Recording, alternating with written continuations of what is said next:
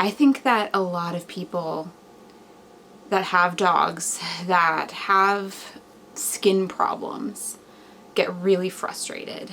And I can 100% understand why, because over the past 3 years, me and my Australian Shepherd have gone through, I don't even know how many things to try and figure out what in the world is going on with her skin.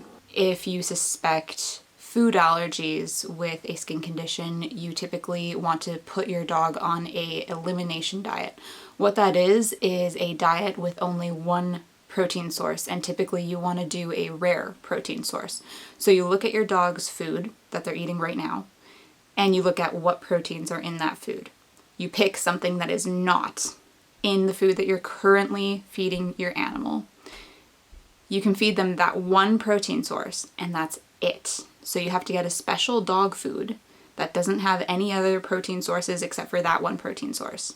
You keep that dog on that food for like 6 weeks at least, and you look for any improvement.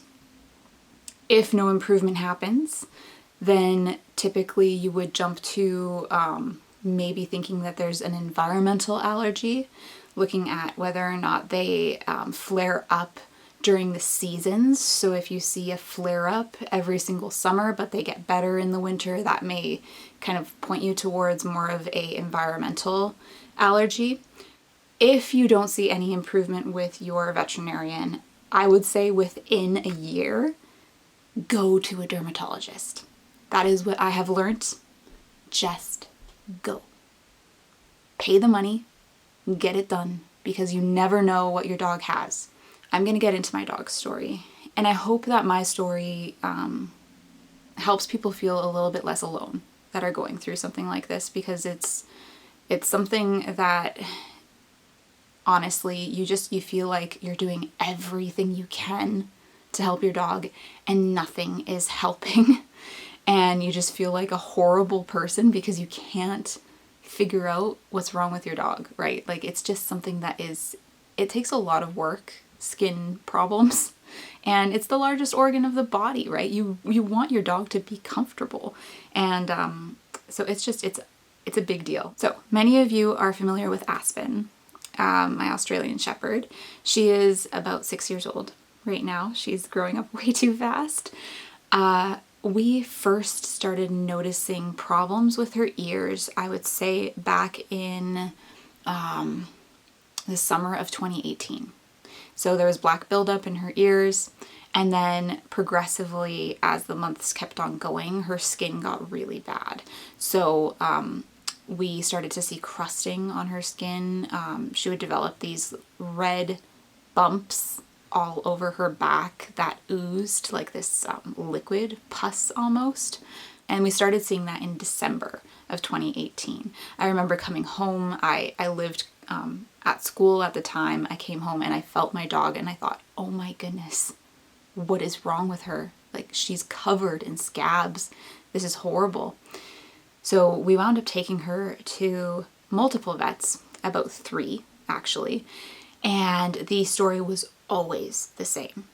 Always the same. Oh, she has an ear infection. Okay, we're going to put her on, we used Suralan to eliminate the ear infection. Okay, she doesn't have an ear infection anymore. Now we know she's got food allergies. We're going to put her on an elimination diet. Put her on an elimination diet. Nothing happens. The skin condition continues. Oh, she's got an infection. We're going to put her on antibiotics. Yes, it clears the infection, but the infection always comes back. We went through that for 3 years. 3 years. She was on at least 4 rounds of antibiotics. We got recommended medicated shampoos, so antibacterial, antifungal shampoos. She would break out with those as well. Finally, I would say at like the 2-year mark, so she started in 2018, so like the summer of 2020, I just approached my vet and I said, you know what, like, we're going in circles. And so I point blank told him, I need a referral to a dermatologist. And he looked at me and said, I can guarantee you 100% the dermatologist will not tell you anything different than what I'm telling you. She's going to put you on an elimination diet. She's going to give you Apoquel, which is an immunosuppressive drug to try and inhibit itching. It's like a Band-Aid. It basically doesn't do anything to fix the problem. It just takes away itching. She's going to do all of that. That's it. Nothing else. So it's not even worth your money to go to a dermatologist. And I sat with that and I thought like, oh, we need to do something. I need to do something for my dog. This is ridiculous. We're not getting anywhere. We're not figuring out anything. And so finally in March, beginning of March of this year, 2021, I pulled the plug and I said, I don't care what he says. I'm going to go and try and book an appointment myself because I can't get a referral out of my vet. And I booked an appointment. We went in and I wish I had done it 2 years ago.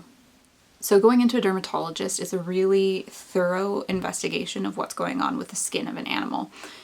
So they do skin scrapings, they use tape and then put it on a microscope. They're looking for bacteria, inflammatory cells, all of this kind of stuff. And Aspen was in the back for a good 1.5 hours, I would say. And I was sitting in the waiting room thinking, what in the world is going on? Like, should I have gone home? I didn't know I was dropping off my dog. To be fair, I took her to a dermatologist at a vet school because I go to a vet school. I'm a PhD student at a vet college.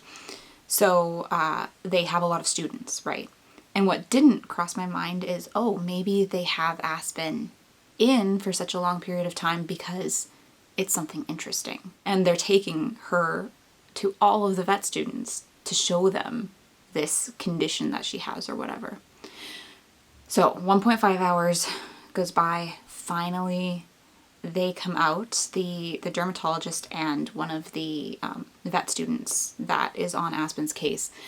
And she told me that she did not think that Aspen had food allergies, which is what I've been fighting for the past 3 years. So she told me that likely what Aspen has is something called sebaceous adenitis, which is a condition where they don't understand why, but the body of the animal attacks sebaceous glands, and these are the oil-producing glands of the skin. And so basically all of these little red bumps that were popping up are her body attacking her own sebaceous glands. It's a condition that is fairly rare for dogs and especially rare for Australian Shepherds. It usually happens in Akitas for some reason. And I think Springer Spaniels are another one that's common, but not for Australian Shepherds. And she said it's unfortunate that your vet didn't recommend that you go to a dermatologist earlier because this is a condition that can be stopped. Her body basically wipes out her sebaceous glands on her skin. And the dermatologist said that likely with the past 2 years of that going on and not going diagnosed, she probably has destroyed most of her sebaceous glands, and that's not something that she can get back. So I wanted to put this video out there because it is important to take your dog to a dermatologist right away. Don't, even if your vet tells you that it's not worth your while, it's not worth your money, if you're getting frustrated and you have a skin condition that is chronic and not getting better, go to a dermatologist. Do it before I did. I wish that I did a long time ago. So what we're doing right now with Aspen is we are on another round of antibiotics. I believe this is her 5th in the past 2 years. 5th round of antibiotics. We're going to clear the skin and we're going to do biopsies. And the biopsies will show us whether or not she has this condition. Basically, we're going to look on the biopsy, the skin biopsy. They're going to put it under a microscope, look at whether or not she has any sebaceous glands. If there's no sebaceous glands, then it's a pretty good indicator that she's got this condition. If there are some sebaceous glands, we might actually be able to save some of them, which may help improve her condition. So I'm just going to hope that there's some left. Who knows? But I'm going to keep on filming in the next couple of weeks. She's on antibiotics for 2 weeks now. And then we're going to do the biopsy and we're going to see what happens. So I guess I will jump to the future after the biopsy is done and we'll talk a little bit about what we found. So she is going in to get her biopsies done today. And we have an appointment at 8 o'clock, and it takes about half an hour to walk, so that's what we're gonna do. So I decided to come back home because it's gonna be a while, and I took advantage of not having a dog, so I went grocery shopping and got stocked up on her food so that I have enough food until we move. But yeah, so I have a poster session in a conference from 12 to 2, and then hopefully I will have heard from the doctor by then and I can go and pick her up. So it's just a waiting game. I'm so tired though. And we are back. Oh, I'm sorry, I woke you up. She's falling asleep. She's so tired. She's had such a long day. But she's got a couple of biopsies over her shoulder area. And then you can see there's one of them right there. And then there's one a little bit further down there, so 4 in total. But hopefully we'll have an answer soon. She's trying to sleep. She's had a very, very rough day. All right, so it has been officially over a week since Aspen had her surgery, her little biopsies, and we have an answer. And there is a piece of fur on the lens. Dog fur is everywhere when you own a dog, especially an Australian Shepherd. Okay. It is, they think, an autoimmune condition that attacks sebaceous glands. So sebaceous glands are in your skin, and they basically secrete the oily substances that help to keep the skin's natural barrier in place. And so the reason why we were seeing all of this flaking and she was getting all of these bacterial infections was because her skin isn't creating those natural barriers that are needed to prevent infections. So basically her body, her immune system, was attacking her own sebaceous glands. So the biopsy results came back. She does not have any more sebaceous glands left over, which means that she is in the late stages of sebaceous adenitis. Basically, her body has completely destroyed all of her sebaceous glands. It's unfortunate because if the vets that we had taken her to for the past 3 years had, thought to do a biopsy or to take a look at things further because things weren't getting better, we could have caught it earlier. And with dogs that have this condition, if you catch it early enough, you can actually treat them with a medication called Atopica, and it helps prevent the dog's immune system from destroying any more sebaceous glands, so you can actually save some of them if you find it early enough. But it looks like Aspen's condition is at the end stage, so she no longer has anything to really save at this point. So what we're going to be doing is treatments for her right now are to supplement the oils of the skin. So basically she's going to get a baby oil soak every week for a month, and it sits on her skin for about 2 hours. And then we have to shampoo it off, and what that's doing is just replenishing all of those oils that would normally be there. And then we're going to do spot treatments with another kind of spray, and I'll document that as we go along. But that is what is happening with Aspen. The one really interesting thing is that it is a genetic condition, so no animals that have this condition should be bred. So it's actually really good that we got her spayed, because I've had so many people say she's such a beautiful dog, it's too bad that you don't breed her. But in the end, it was good that we didn't, because she does have this condition that was passed down from her parents.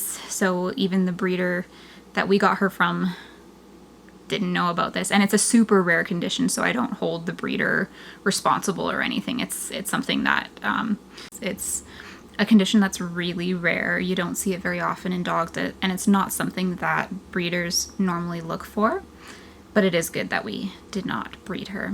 So in the end, probably people are wondering, what her prognosis is, what her health is going to look like.